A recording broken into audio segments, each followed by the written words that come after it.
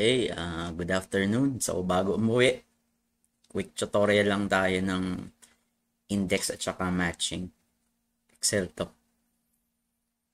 So, ginagamit natin yung index para makapag-identify ng, syempre, very obvious index. Then yung matching, we will match a specific condition. So, dito sa example na to, so for example, mag-extract tayo ng sales. So, highest at saka lowest sales. Alam na to ng mga veterano sa Excel. So, gagamit tayo ng max. So, yan. Na-extract natin yung maximum tsaka yung minimum. So, alam na yan lahat. Pero what if, ang challenge for today is i-extract mo kung ano yung name. Okay? Paano mo i-extract yung name?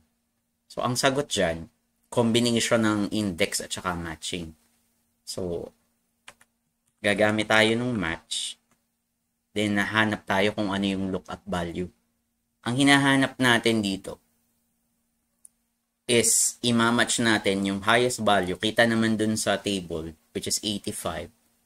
Tapos yung orange, which is the lowest.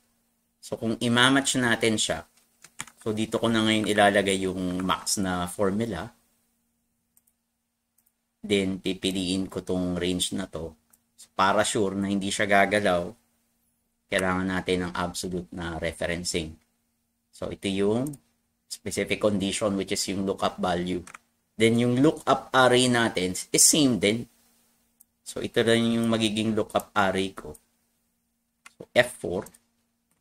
Then, ano yung match type? So, 0. Kasi, ang gagawin natin is exact matching.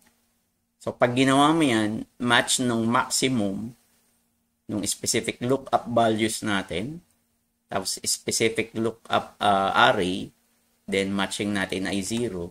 So, ang ibibigay sa atin yan is 3. So, ganun din yung gagawin natin sa baba. So, kukopyahin ko lang yung formula, copy-paste lang, then i-edit lang natin, gagawin natin min. So, anong lumalabas yan? Ang lumalabas yan, yung index mismo.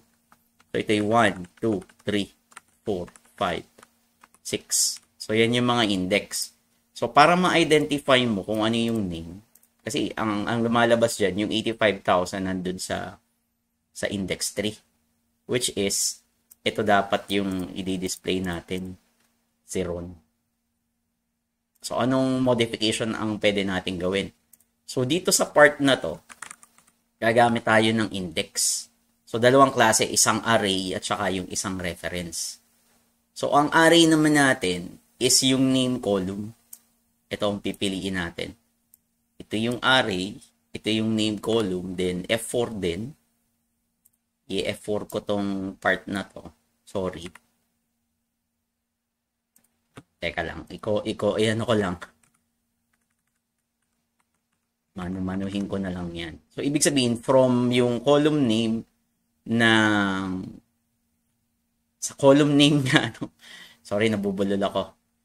So, yung part dyan, isahanapin ko lang dyan, yung index na makikita ko yung result ng match. So, ibig sabihin lang yan, na doble pa, is i-display mo yung index from name, which is yung index 3, which is yung hinahanap natin na row number.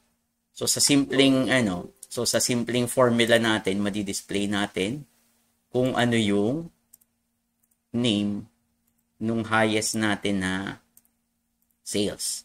So, ganun din, babaguhin ko lang to, is yung minimum. So, yan yung dalawa. So, kung mag-a-adjust tayo, for example, ito na, 155.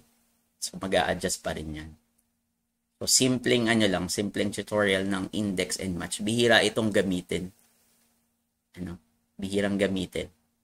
So, yun lang. Uuwi na ako.